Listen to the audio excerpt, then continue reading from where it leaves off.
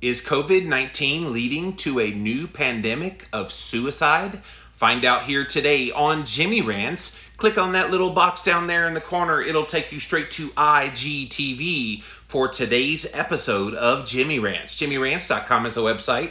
And as always, you can engage live in the content. You got to go follow me. I'm over on Instagram. I'm at Living Low Carb Man, LIVINLOWCARBMAN. Once you're there, engage live just like all these wonderful people are doing right now. Thank you guys for being here. We're also simulcasting over here on my Facebook page. So welcome in to Carolyn and Carol Ann who just popped in. Thank you guys for being here. We also have my YouTubers over here representing strong over on YouTube. So thank you guys all for being here today on Jimmy Rants. If you missed the live, we do have it on replay for you right here on Instagram. It's on IGTV, so as soon as this is over, it goes right up to IGTV, and if you follow my page on Instagram, it actually embeds it right there, like the first 15 seconds of the video, and then you can watch the full-length video right there on my page on IGTV. We also put the past episodes up over on YouTube, so type in a keyword Jimmy Rants, you will find the show.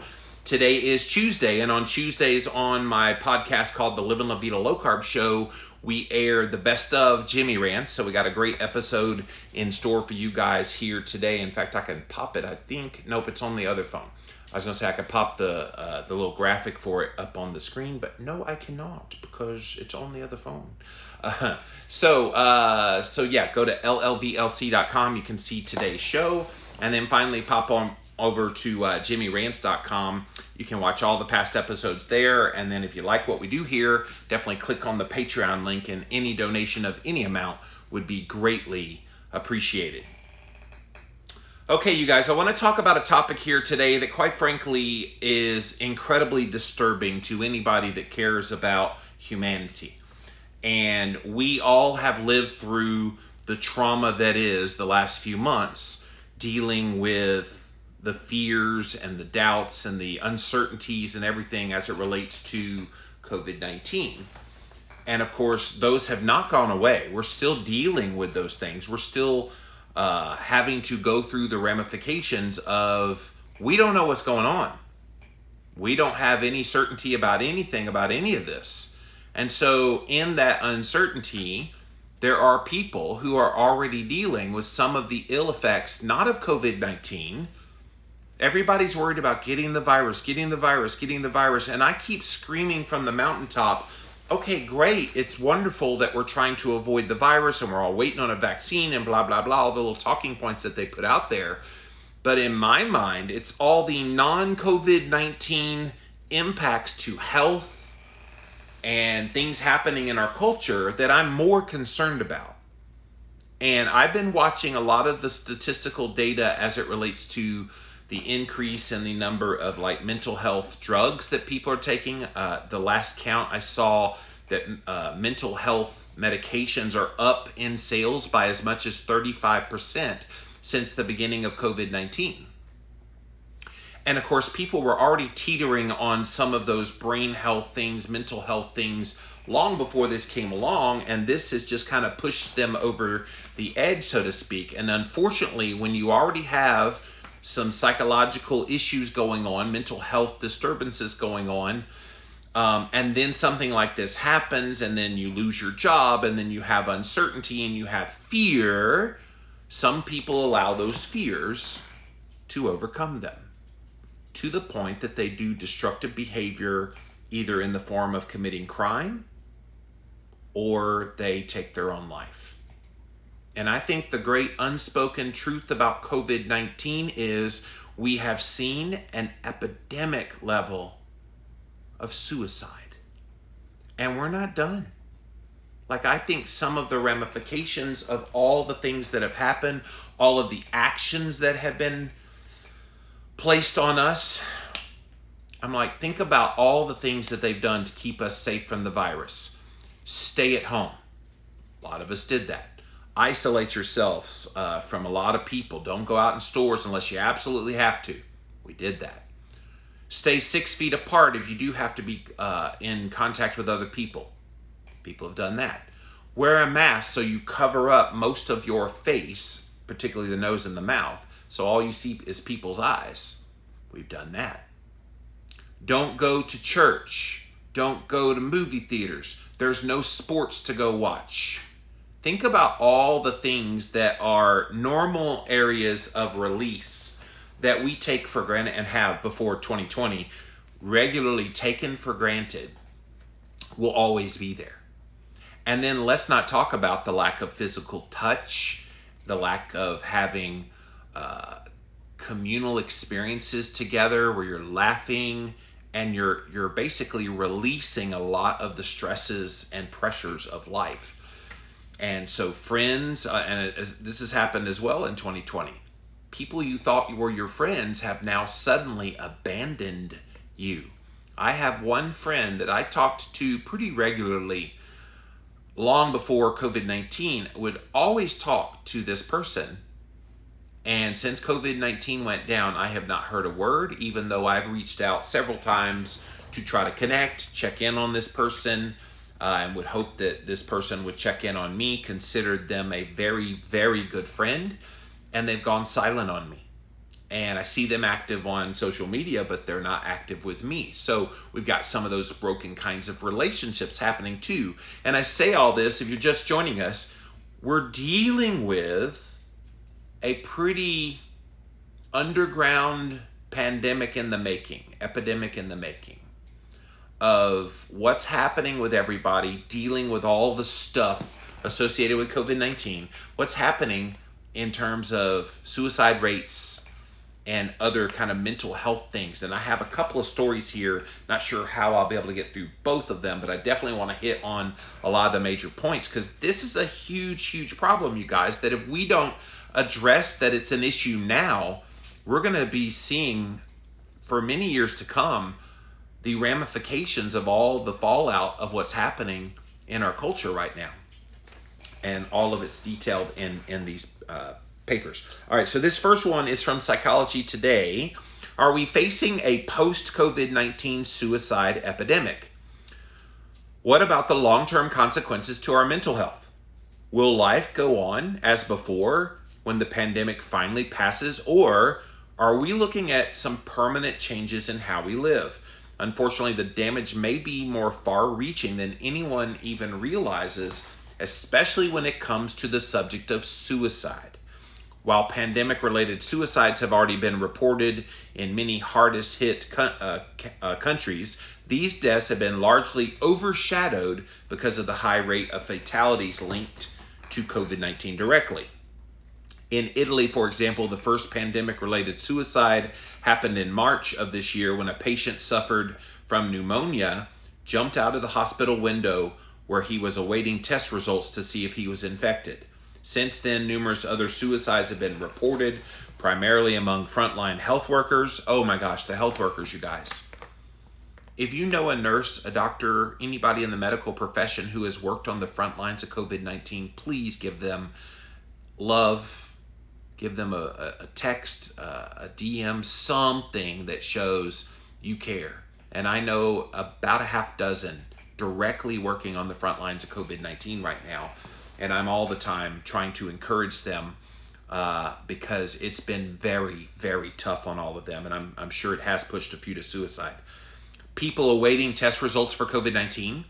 So just the fear of what if is causing people to take their own life. And then those who have been bankrupted as a result of coronavirus policies of closing down businesses. I think about all those poor businesses that not only couldn't open for a period of time, then you had all the protests who then looted those businesses. And then when they were allowed to open, they had to have all these draconian measures of doing this and that and this and that if they had a business to come back to. I know here locally where I live, there's a bunch of even chain stores that are starting to close down because, quite frankly, the last few months has been decimating to that business. And this is a part of what's driving this suicide as well, as people have poured their life savings into a small business to get it off the ground, and they poured everything into making it successful. And then one little 3-month period where they couldn't open their doors and it totally killed them. Now, some people would say, well, they were fledgling anyway if they shuttered down because of 3 months. Like, you don't realize a lot of the margins in these stores and any business for that matter tend to be kind of small. And plus in a mom and pop store, your margins are much smaller than you could be at, say, a Walmart, where they get better margins because of their buying power. And so these poor people have to shut their doors because a few months of coronavirus related shutdown just killed them. While similar cases are also being reported internationally, the risk of a pandemic-related risk in suicide remains a particular concern for the U.S., since it has the largest number of deaths associated with COVID-19. According to the CDC, suicide, listen to this, you guys, suicide is already the 10th leading cause of death in the U.S. Did you know that? Suicide, the 10th leading cause of death.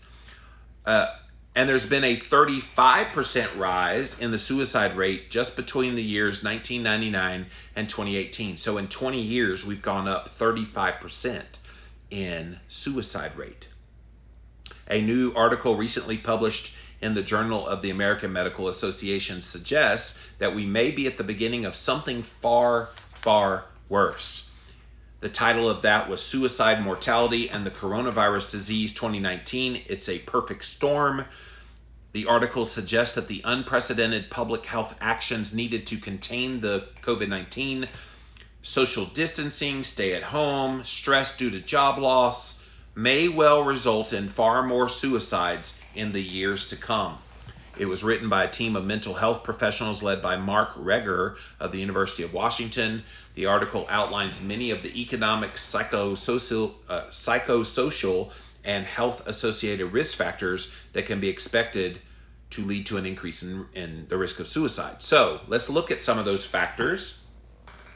The first one is kind of an obvious one. It's the economic stress. Considering all the recent business closures, lost jobs, as well as a shutdown in most public events, the fear of the new economic recession or even a depression matching that of the 1930s seems to be all too real. Research studies have long demonstrated that economic downturns are often followed by an increase in suicides. But the uncertainty surrounding the current downturn, including the sharp drop in stock market and a resulting loss in retirement funds, housing foreclosures, and the question of when or if people can return to work, will certainly trigger more deaths in the future. See, this is the thing. This is like a wave. Like, we're kind of in that first little wave of where people had the shock of losing their job, and now they're trying to scramble to figure out, what am I going to do to take care of my family?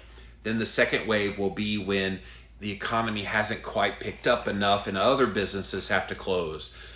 And then those people are now left trying to find work where they had work before and now they don't have work. So it's going to come in waves, and then people are going to run out of savings accounts and then have the financial structure. So an economic stress is a biggie, but there's also social isolation. Research has shown the importance of social connections in helping people overcome depression and suicidal thoughts. While social distancing remains an important tool in containing the COVID-19 threat, the resulting loss of contact with friends and family will certainly add to the emotional burden that we're all experiencing. This is especially hard on retirement home residents and hospital patients who, because of their health precautions, have been denied regular contact with loved ones except through phone or Skype. If you have an older person or someone with a susceptibility to this virus, that if they got it, it would be very bad news, please stay in contact with them. I think we forget about in our own lives, we tend to be very self-centered. We tend to think everything through our own prism, and we don't always think about those people that can't get out. Like, we have the luxury right now of getting out, and being smart about it, wearing masks, social distance, all the things. But there's some people that don't. My mom is one of those people, by the way. She's 70 years old, and she has this condition that's an autoimmune condition called myasthenia gravis. So her immune system is already kind of under attack. And so she has not gotten out of her house since all this went down. Now, thankfully, she has my sister there in town, and now she's living with my sister. And she's able to get that support that she needs. But man, like, imagine you're used to going out and about and doing things all the time, and now it's not there for you. And there's a lot of people in that situation. So if you know somebody personally in your life like that, be their lifeline. Be that angel that they need right now, because they are most at risk for suicide. And I know this is kind of something taboo. You're not supposed to talk about suicide, Jimmy. Yeah, I don't care about taboo, you guys. You know me well enough. I always speak truth, even if it hurts. And I feel like the truth about COVID-19 and the ramifications of all the things that we've gone through is we're going to see an increase in suicide. I don't think it's inevitable if we can do our part to help alleviate some of these issues I'm talking about here, but it is a real prospective problem on the horizon. Though social media has become increasingly important in helping to maintain personal contacts, the uncertainty over when distancing rules might be eased can only add to the emotional stress that we're all feeling. And let's be honest, I love coming on Jimmy Rants and seeing all you guys on video. I don't see you, but I see that you're typing things. And so I love engaging. You see my voice, you hear my voice, and you see my face every day. There's somewhat of a familiarity through that. But this only goes so far. This is not the same as reaching out and touching someone in person, hugging them, smiling, facial expressions, all the things that make us human. And we've lost a bit of that because of the measures that we have to do to protect ourselves. And so we need to be cognizant of that. We've had a loss of community and religious contact. For Americans who are part of religious, ethnic, or social community, being able to attend regular events, including religious services, can be an essential part of feeling connected with other people. While some religious congregations have opposed social distancing rules, the closing of most religious and community centers has increased social isolation for many Americans. Given that weekly attendance at religious services has been shown to reduce suicide risk compared to non-attenders, losing this support may make that social isolation harder to bear. And I know a lot of Christians, of which I am one, kind of got upset. Well, you've got liquor stores open, you've got Walmart open, but I can't go to my place of worship. And I mean, it is this release for a lot of people where you have this notion that you're kind of feeling isolated. And that's probably for a lot of people their only connection they have all week long. And so, yeah, when you take that away, it makes it difficult. And I would even say all the sporting events, which is kind of a religious experience for a lot of people. Like, I'm a big fan of NBA basketball. I like NFL football and college football. All of those things are kind of up in the air right now. I know NBA is trying to come back in a bubble down in Orlando here in a couple weeks. But for the most part, those things have been gone. And there's been a very decided emptiness that has come from, okay, those are places I usually would put some of my energy to release some stress, and it's not there to release it. Same with like religious organizations and social organizations. You miss those connections, and it's through those connections that you don't even realize. Maybe that's the great awakening of 2020. We're now finally realizing the value that comes from having those human contacts and those human things in our life that make us social beings. And it's through that social being that you become who you are. Like, I'm a very outgoing, open, very extroverted person. And part of being an extrovert is you need an audience of people to extrovert to. So coming on video definitely helps me personally with this, even though I don't see you. It gives me the opportunity to speak out like I know I do in my personality, but it's not the same as seeing people in person, looking at eyeballs, making people laugh, hugging. Like when we go to keto conferences, which all of those have been shut down, none of the keto conferences have happened since all this happened. And so I'm used to going to those conferences and hugging everybody there. And what impact has that had on people like me? Now, not me specifically. I have not had suicidal thoughts whatsoever, even though I'm all by myself, even though I'm isolated, even though I am extrovert and I'm missing hugging people and interacting with people. I know people who are going through those things, and we need to help identify them. So if you know people like that, go reach out to them. It seems kind of odd that people that are extroverts you would think would be the least susceptible to a risk of suicide, but I would argue they're probably the most susceptible, because what do they need? They need people. When you're an extrovert, you need people around. When you're an introvert, you like being isolated. But those of us that are type A, extrovert, we're the ones that need your support. So keep that in mind. Barriers to mental health treatment is another one. While hospitals and other primary care facilities continue to see clients' mental health services have not been given that same priority. Why?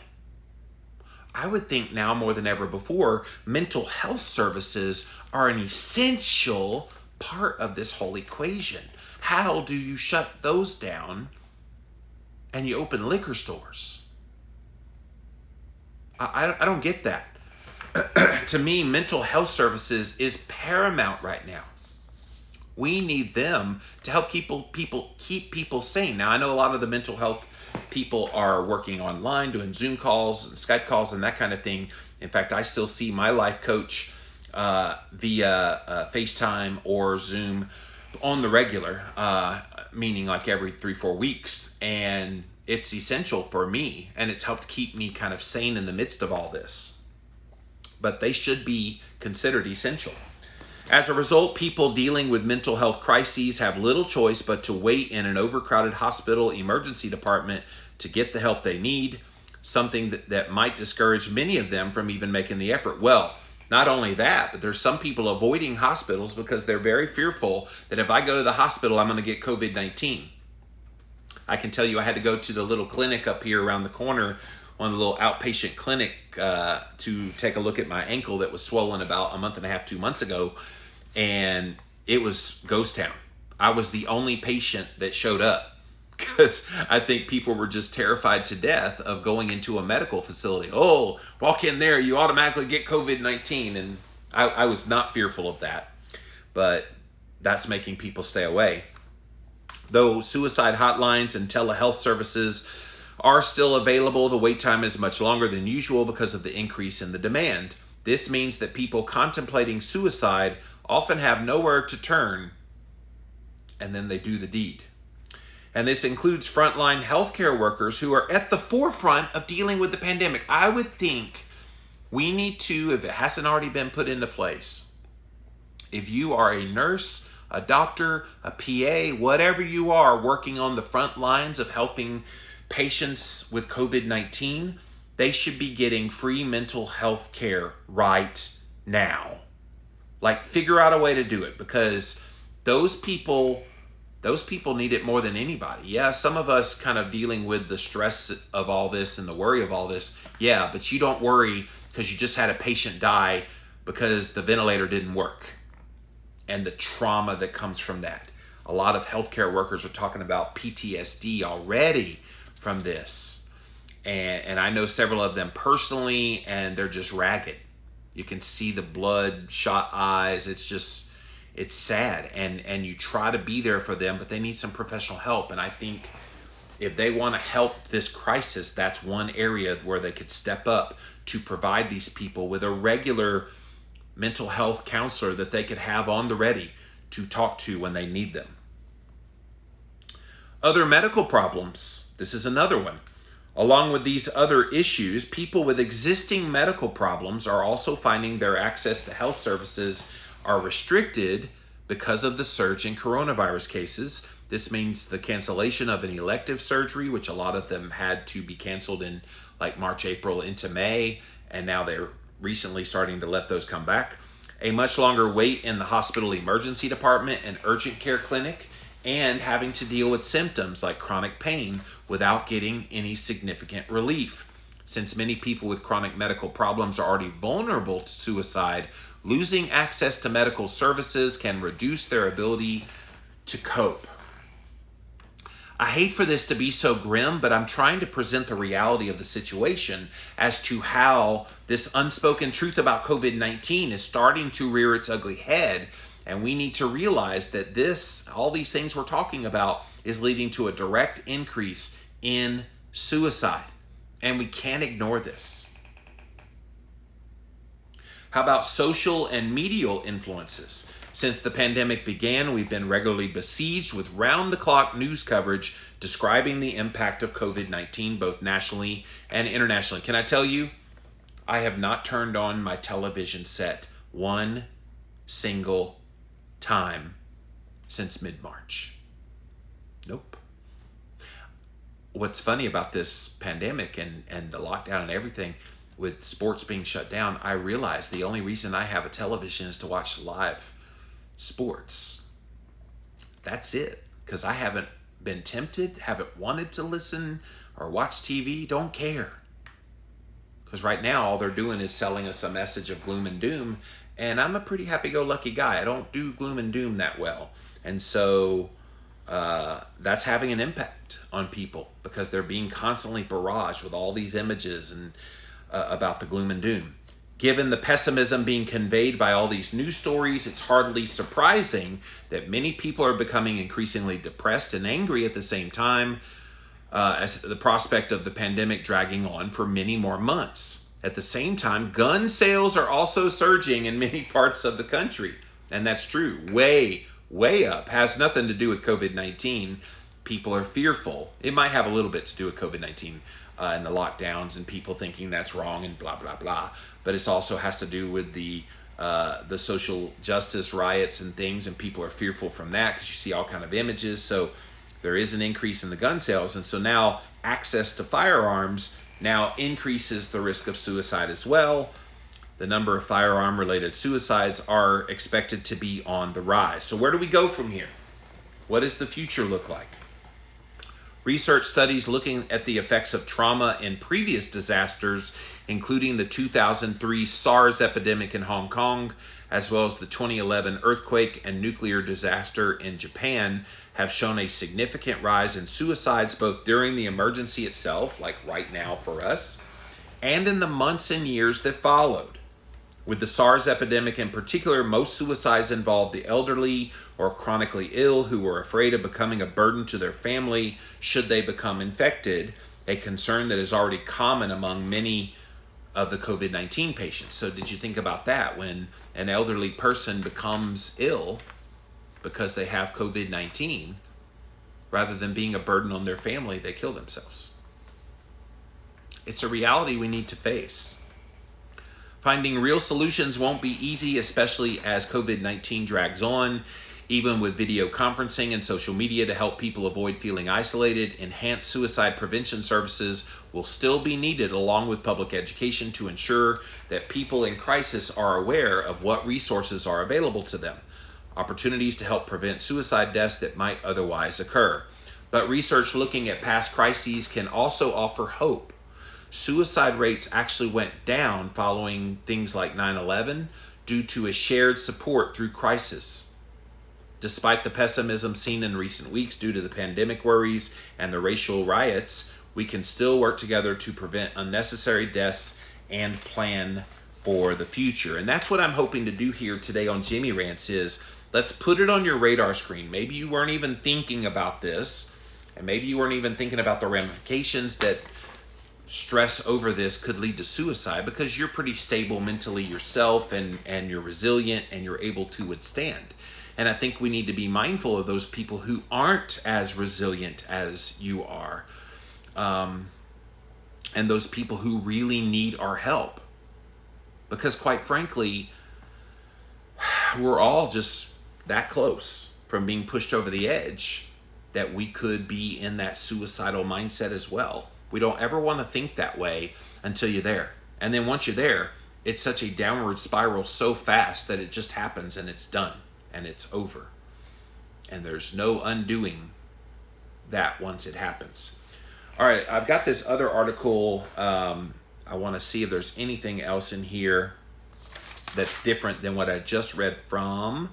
So they're saying people in crisis may avoid hospitals, like we talked about, because of the fear of adding to the burden of already overwhelmed facilities or fear of catching the virus. The result is the perfect storm when it comes to a risk of suicide, according to Mark Rieger, the chief of psychology services at the VA in Seattle. And despite these concerns, COVID-19's impact on suicide, they're not real sure what's going to happen, but they suspect it's going to go up. And there's much that practicing psychologists can do to make sure people weather the storm without resorting to suicide, including screening patients, coming up with safety plans appropriate, and then advocating for improved mental health services. So it's all preventable, he says. We must use what we know can work to mitigate the risk in this time. And I think this is where each individual family, each individual friendship circle, you need to check on your people. And I have certain people in my life, some of which I know are susceptible to some of these possibilities of maybe going down the route of thinking about suicide. And so you check on those people voraciously. And quite frankly, ask other people to check in on you just to make sure. Like, you might think you're pretty strong, you might think you're pretty resilient, but then you have moments. I've had some moments in the midst of this. I will admit to you, I have had moments where I've been pretty darn down, pretty darn isolated, lonely, never to the point that I felt like I was at risk of wanting to kill myself. No, I have too much to live for. I love my life, but I do feel those feelings in that moment. And I could see how someone a little more vulnerable could feel those feelings, and it makes them so down that they feel like there's nowhere to go but kill themselves. And so check on your people. All right, so let me keep looking here.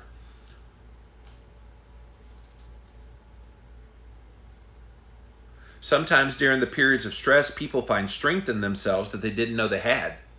This is kind of a cool part of this as well, that yes, some people get pushed to suicide, but others go, wow, I'm pretty darn strong. Like, they didn't realize it until they were tested like this. They said in World War II, for example, they were anticipating all kinds of problems during the Blitz, but it turned out people, for the most part, did not have any additional mental health symptoms. So it's not unprecedented that you can avoid the temptation to commit suicide, and you actually see exactly the opposite, that you're stronger than you ever thought you were. So they give some tips on how clinicians, this is psychologists, psychiatrists, even medical professionals, can help. Learn more about suicide. Suicides are pretty rare, is what they say, but the result of that lack of familiarity, she says, can be anxiety among psychologists and mental health practitioners about whether they are prepared to assess the situation or not. The shift to what may be the unfamiliar medium of telehealth also exacerbates these worries. To boost their understanding of suicide, psychologists can review the suicide prevention literature and clinical resources. They should also make sure they are up to date on newer approaches to preventing and treating suicide. Specific interventions such as the safety planning intervention and the collaborative assessment and management of suicidality, as well as many general approaches like crisis response planning and dialectical behavior therapy. Psychologists might also want to identify any apps that can provide supplemental support to patients in between therapy sessions. Get them to focus on mindfulness, relaxation, and coping. And some of the ones include MY3 and Safety Plan and NowMattersNow.org. Which is an online repository of positive videos. It is best if someone searches and tests them out to see which of these works best for them. They also recommend you screen every patient. This is a time when we really need to be hyper vigilant about any kind of sign that there's suicidal thoughts and behaviors. Our most serious attention should be on those who have prior emotional and behavioral difficulties, but even people who may have never thought about suicide before could also be at a greater risk because of the level of stress we're all under. And like I said, I have felt feelings in 2020 that I've never had in my whole adult life. I usually roll with the punches pretty well, but I've had moments. Yes, I cried. I had moments. I'm not too ashamed to tell you I've had some moments in the midst of this, and you've all had those same moments at varying levels.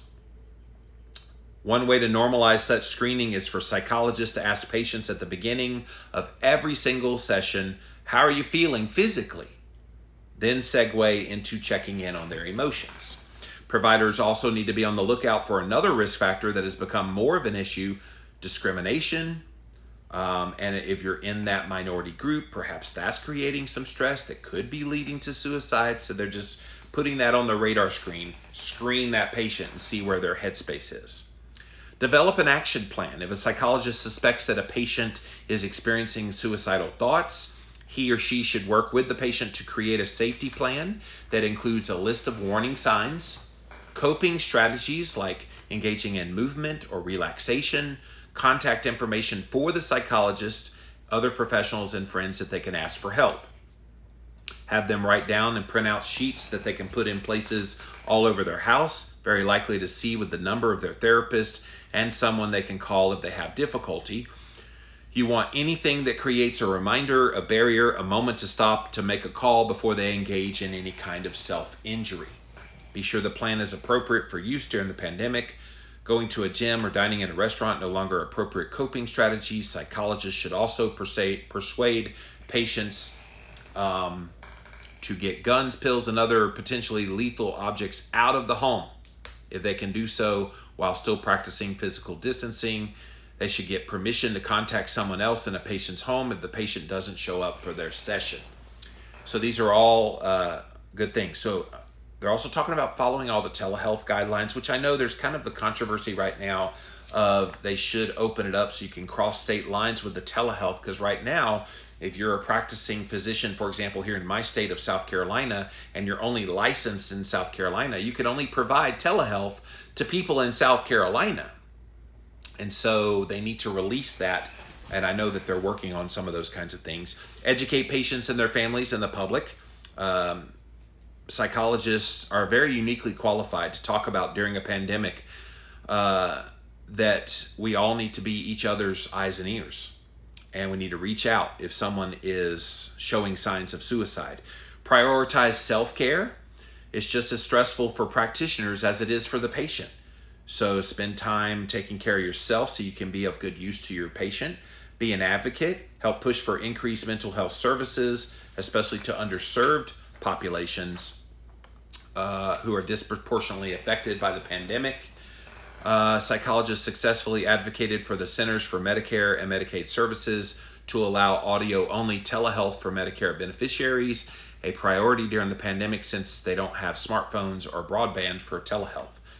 Advocacy will have to continue even after the initial crisis passes. Flattening the curve on physical health is only the first half of the story. The second curve will be the national rise in mental health concerns that will soon follow. So they say, here is a suicide safety plan, and it should be all these elements.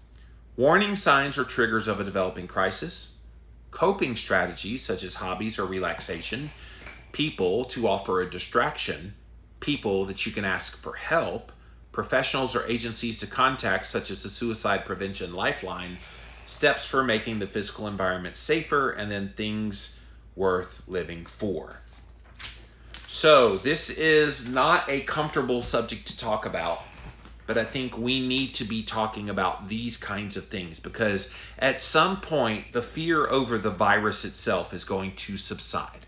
At some point, COVID-19 will run its course. It's going to happen. Whatever's going to happen is going to happen with COVID-19. What's going to happen after COVID-19? What are we going to do with the ramifications of all of these things we talked about here today that's going to give people hopelessness, helplessness, feeling like there's nothing worth living for? And I'm very grateful in my life. I've had some moments in my life, especially during the childhood trauma experience as a teenager, where I had suicidal thoughts, that it just would be easier if I just killed myself and it was over. And so I know what that feels like. But at the same time, I don't have that anymore. I've been able to overcome it because of that stressful situation in my life. And so perhaps what will happen, maybe a positive out of this, is people go through this stress, and rather than letting it break them to the point they want to commit suicide, maybe they get stronger as a result of this. But they won't get stronger unless they have all those parameters in place to give them help in the midst of all of this. All right, I want to see what you guys have to say. Going to go over to Instagram first, then over to Facebook, finally over to YouTube. Thank you all for being here today on Jimmy Rants. JimmyRants.com is the website as always. Let's see what you guys have to say about this here topic. And Instagram's going to be a mute today. You didn't have anything to say? Really? Nothing? All right, well, I know I have some things over here on Facebook. What's up, Facebook? See if you guys have any comments for me. Norma says, we just had a huge death in my family. We are a hugging family, so this time is going to be very trying. Don't even know if there will be a funeral. He was a doctor in our town, so this is hitting me and our family very hard. Well, I'm sorry for your loss, Norma. And yeah, funerals have been very difficult. Like, I think about all those people who lost loved ones in the midst of this, not to COVID-19 necessarily, obviously all those people too, but people who just, lost people in the midst of this. You couldn't go to their funeral. And that's devastating, especially if it's like some close family member that was your chance to say goodbye. Hopefully they give people that can't have funerals an ability to maybe virtually, I don't know. I mean, there's got to be something that they do, because again, going back to those social connections, a funeral isn't a pleasant experience, but it is a social connection. I will never forget when my brother Kevin died, all the people that came out and the ceremony, and it was that letting go of him in our lives. And if you don't have that sort of closure, that starts to play a little bit in people's minds as well. So Norma, I do hope that you're able to get that closure that you need. Tracy says, plus the insurance companies are not giving money to businesses destroyed by the riots. Yeah, I don't know the legality of all that. I have a feeling there might be some lawsuits over that if they don't pay out. I guess if they didn't have riot insurance, I don't know. Like, how do you have insurance for stupidity? I don't know. Crystal says, we had 3 individual shoots last night in Washington. Shootings, is that what you mean? I think people are going crazy. Well, people are beyond crazy. I have seen behavior, even in my own work, you guys, of people saying things to me that I don't even know where they're coming from. Like, the crazy, the stress-induced, nonsensical stuff. And it hasn't let up. I mean, you can say something very innocuous and you're going to get somebody to fly off at you. If you have a big enough platform like I do, you're going to have those kind of comments. And I've dealt with them for years. I mean, people call me fat and they've called me whatever for many years. So I'm a little more resistant to that than most people because, all right, bruh, you can't say anything to me I haven't already heard a million times from all kinds of people on Facebook, YouTube, and Instagram. So, but you're right, people are definitely going crazy. Denny says, I think they had to keep the liquor stores open so you wouldn't have some people going through withdrawals. Well, what about someone who needs Jesus on Sunday morning and they're having withdrawals from Jesus? Why is Jesus not just as important a substance as alcohol? Like, I get what you're saying, Denny, but there could be an argument made for a lot of things that have been shuttered down. Kira says, and the virus is not a covered peril before that during lockdowns where a business could normally claim loss of income. Yeah, and that's where the government tried to help small businesses with some of the stimulus. I was eligible for some of that money because I haven't made any money this year. Except for my book royalties. That's literally the only income I've had pretty much the whole year. And so I was eligible to get some loss of income stimulus. I refused it because I'm not taking money that could go to help someone else. I'm okay, and I'm okay to sacrifice that money to give it to someone else. How sad that we told so many people that they're not essential. That's like saying you're not important, and they went with no income, and many still don't have income. It's very sad. You know, that's a good point, Kira, that when you tell someone they're not essential, they hear, I'm worthless. And so if you hear you're worthless, and then you don't have any money because you lost that job because you're worthless, that could start to play some psychology as well, that could lead you down the path to maybe thinking suicide. Tracy said, I quit watching all the gloomy news years ago. Yeah, I don't watch news. I haven't watched traditional news in, I don't even know how long, over a decade, easily over a decade. I get most of my news just getting news stories that cross the wire on my phone. I have a little alert that just gives me the top news stories. And on my iPhone, I can see what the top news stories are. And I sometimes will selectively look up things when I'm looking for ideas for Jimmy Rants. But for the most part, I'm not watching all the 24/7. If you watch CNN 24/7, gosh, I think anybody would want to kill themselves after doing that. And not just CNN, really any 24-hour constant news cycle of just making it all seem like the world's coming to an end. That does nobody any mental good. Melissa says, I'm surviving with God's help. I think we all are. That's all we can do. Nancy says, from my observation, we are seeing more violent crimes in my area, which is usually pretty low. Domestic violence seems to be on the uptake. Many group help organizations like AA have not been able to meet, and that's a shame. I think Alcoholics Anonymous does a great job. Yeah, you're right. I mean, there are things. Now, I'm very lucky. Here locally in Spartanburg, South Carolina, I have heard of no increase in crime. I'm sure, some people have gone stir crazy and have gotten out and done nefarious things, but I have not heard it on a rampant scale like what you're hearing in some of the bigger cities where they're still looting and burning down buildings and just the confrontations that I'm seeing in some of the videos online. I watched one this morning where it was in New York City and it was this elderly couple on the subway, and this young African-American male just came up and started punching the man right in the face. No reason. He just started punching the crap out of him. And that poor man's wearing a mask and he's trying his darndest to fend off the guy, but the guy just was punching the crap out of him. And I'm going, what possesses anybody to do something like that? God help us all. Thank you, Facebook. Let me pop over here to YouTube, see what you guys have to say. What's up, guys? Hello, Shirley and Debbie, or Deborah. We're being forced to introspect, not hear ourselves talk so much as we're accustomed to habitually doing. Oh, that's true. The introspection is real, that's for sure. We're sinking fast. It's not from the dreaded red button we Gen Xers and boomers feared back in the 80s and early 90s. Yeah, not even close. 3-month ownership and fledgling denote egotistical terms. We've become too socially Darwinian for our own good in the U.S. The bugaboo has it out for all of us, like it or not. Edith, I always love your social commentary because you're pretty good. When people will return to work, Tootsie Roll Pop Center reference, answer the world will never know. How many licks does it take to get to the center of a Tootsie Pop? L1, L2, 3. See, I'm showing my age with that reference, and if you understood that, it means you're a certain age. So. And it was an owl too. You got to remember that too. All right, let's pop over here to Instagram, see if there's any final comments. Oh, I got a few comments.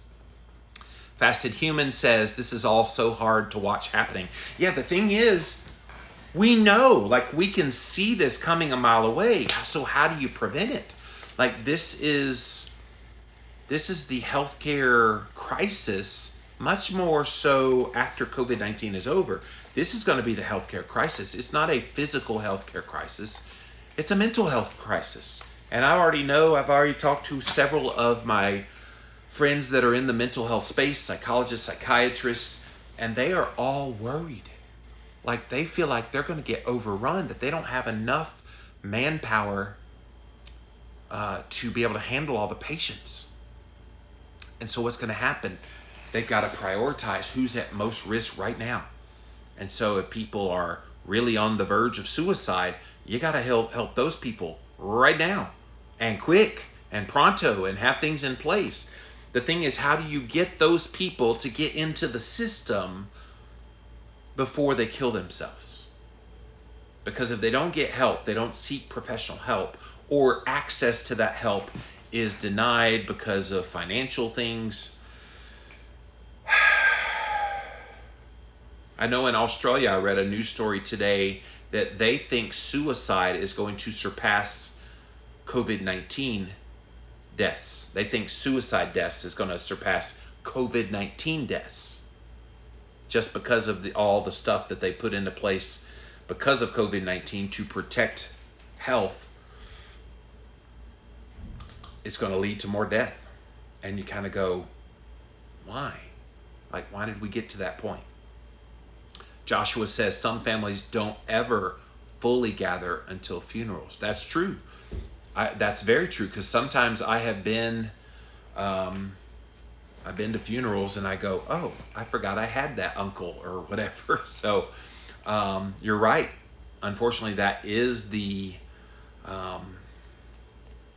case. All right, guys. Well, let me end this Jimmy Rants just by reminding you that this is real. COVID-19 has an unspoken truth that none of us are talking about. Yes, we need to be concerned about the virus. Yes, we need to be doing all the things that we hear talked about in order to protect us from that.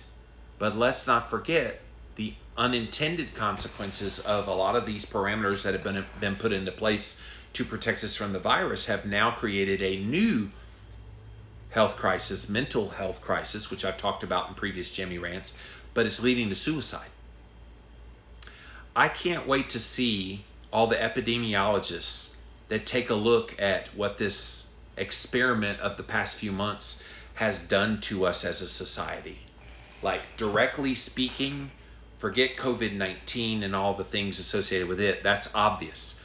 What are all the unintended consequences that happened as a direct result of all the mandates, all the rules, all the regulations, all the covering of your face, all of the stay away from people, all the canceling of major life events? Like, I think about all those high school kids that just graduated and they didn't get to walk. All those kids that were going to have a prom in the spring and it was canceled.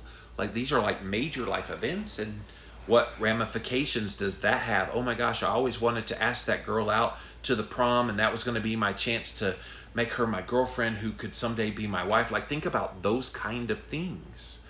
And those people are now ruminating on all these lost opportunities. That's playing a role in this as well. And these researchers are going to look at all this data, because the data is still coming in. People are going to kill themselves today because of the stress of all this. And we need to be mindful of that. We need to remind ourselves and not stick our head in the ground and say, well, I'm doing okay. So I'm doing okay. Everybody's doing okay. You might be doing okay, and that's great. Good job. I'm glad you're doing great. But you've got to be mindful of those people who aren't doing great. That's it for this episode of Jimmy Rants. JimmyRants.com is the website. And as always, you can engage live in the content. But you got to go follow me right here on Instagram. I'm at Living Low Carb Man, LIVINLOWCARBMAN. Once you're there, engage live. We're here Monday through Friday, 11 a.m. Eastern Time. So check it out. We also simulcast live over on my Facebook page. So thank you guys for watching here today. We also simulcast over on my YouTube channel. So thank you all for being here today on Jimmy Rants. If you missed the live here on Instagram, we do have it on IGTV for you to watch on replay. We also put the replay over on YouTube. Type in a keyword Jimmy Rants. You will find the show. This is Tuesday, so we have a best of Jimmy Rants audio that plays. And so today, go over to llvlc.com or wherever you listen to podcasts, and you can listen to today's show over there. And then finally, go over to jimmyrants.com. It's the official website for this show. And we really appreciate it. You can watch the videos there anytime you want. But we would really appreciate it if you like what we do here. Click on the Patreon link. Any donation of any amount would be greatly appreciated. All right, guys, that's it for now. We'll be back again real soon. Bye.